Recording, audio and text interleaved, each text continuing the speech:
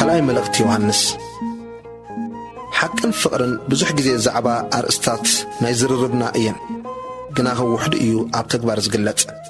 كابوليتيكنياتات نقادو كالو سباتون انتخوني نقالات حقن فقرن يتقوموا ليهم جناها عب هيوتن نابران نايزوم لعلي إلهم زتقلتسو قبراونت يبولون فقرن حقن جنا زا نري عالم بقالات نايزن زعبنا زخونا فقرن حقن ملأتي إياه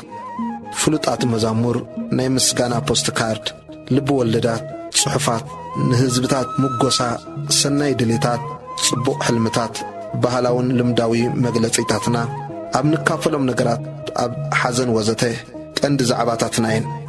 ክርስቶስ ግና ካብ ዝበልናዮ ተቃራኒ እዩ ምክንያቱ እዞም ልዕል ኢልና ዝረአናዮም ካብ ርእስኻ ምፍታው ናይ ምትላል ሓሳባት ኣምስሉ ዝኾነ ህይወት ጠበርቲ እዮም ክርስቶስ ግና ሓቅን ፍቅርን እዩ ምክንያቱ ንሱ በሐቂ ስለ ነፍስ ወከፍና ርእሱ በጃ ስለ ዝሃበ እምበኣር ከም ናይ ክርስቶስ ቤተሰብ ኣብዘን ሓቅን ፍቅርን ንሓድሕድና ክንካፈል እዩ ዝግባእ እትን ሓቂ ዝሰዓበ ኣብ ሓቂ እዩ ዝነብር እቲ ብፍቅሪ ኣምላኽ ዝተለኽፈ ዝተታሕዘ ድማ ፍቅሪ እዩ ዘንጸባርቕን ዝገብር ኣብ ንሓድሕድና ህይወት ክርስቶስ ነንጸባርቕ ሐዋርያ ዮሐንስ እምበኣር ሓቀኛ ዝኾነ ፍቅርን ሓቅን እዩ ርዩ እሱ ምስ ክርስቶስ ነይሩ እዩ ስለዚህ ድማ እዩ ናይ ዓይኑ ምስክራቱ ዝጽሓፈልና ካብ ወንጌል ስጋብራይ ድማ በዛ ሓቀኛ ዝኾነ ፍቅርን ሓቅን እዩ ተመሊኡ ሓቅን ፍቅርን ንቕሓትን ምልዓዓል ንክርስቲያናት ኣብ መንፈሳዊ ዓለም እዩ እዛ መልእኽቲ እዚኣ ድማ ንእሙን ዓርኩ ብሓቂ ተመላለስ ንእግዚአብሔር ተኣዘዝ ካብ ምምቕቓል ተጠንቀቕ ፍቅርን እግዚአብሔር ኣብ ንሓድሕድኩም ተሃልኹም ዝተጻሕፈሉ ዕላማ ኣብቲ መሰረታዊ ዝኾነ ንክርስቶስ ምስዓብ ዘሎ ፍቅርን ሓቅን ንምግላጽ ካብቶም ናይ ሓሶት መምሃራን ንምጥንቃቕ እዩ ተጻሒፉ እቲ ቀንዲ ቃል ኣብ ካልኣይ መልእኽቲ ዮሐንስ ቁጥር 6 ዘሎ ኮይኑ ከምቲ ትእዛዛቱ ጌርና ክንመላለስ እታ ፍቅሪ እዚኣ እያ በኣ ክትመላለሱ ከምቲ ካብ መጀመርታ ሰማዕኹሞ እቲ ትእዛዝ እቲ እዚ እዩ እዛ መልእኽቲ ክትንብባ ሒደት ደቓይቕ እያ እትወስድ መልእኽታ ግና ንህይወት ዘመን ዝኸውን እዩ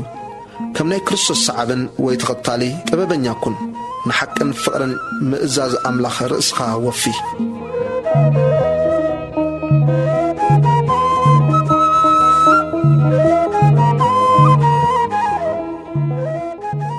እዚ ዝረአናዮ ድሕሪ ባይታ ናይ ካልኣይቲ መልእኽቲ ዮሐንስ ኮይኑ ቁጽሪ 1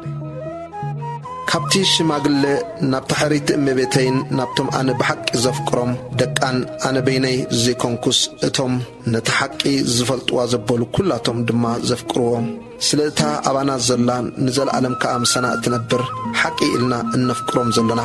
ካብ እግዚአብሔር ኣቦናን ካብ ኢየሱስ ክርስቶስ ወዱ ነቦን ጸጋን ምሕረትን ሰላምን ብሓቅን ብፍቅርን ምሳና ክኸውን እዩ ሓቅን ፍቅርን ቁጽሪ 4 ሓያሎ ካብ ደቅኺ ከምቲ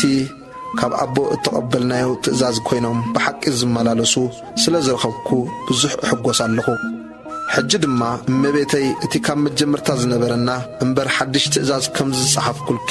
ዘይኮነስ ንሓድሕድና ክንፋቐር እልምነኪ ኣለኹ ከምቲ ትእዛዛቱ ጌርና ክንመላለስ እታ ፍቕሪ እዚኣ እያ በኣ ክትመላለሱ ከምቲ ካብ መጀመርታ ዝሰማዕኹሞ እቲ ትእዛዝ እቲ እዚ እዩ ኢየሱስ ክርስቶስ ብስጋ ከም ዝመጸ ዘይእመኑ ብዙሓት መስሓቲ ናብ ዓለም ወፂኦም ኣለዉ እቲ መስሓትን እቲ ጸረ ክርስቶስን እዚ እዩ ሙሉእ ዓስቢ ክትቅበሉ እምበር ነቲ ዝጻዕርናሉ ምእንቲ ከይተጥፍእዎ ርእስኹም ሓልው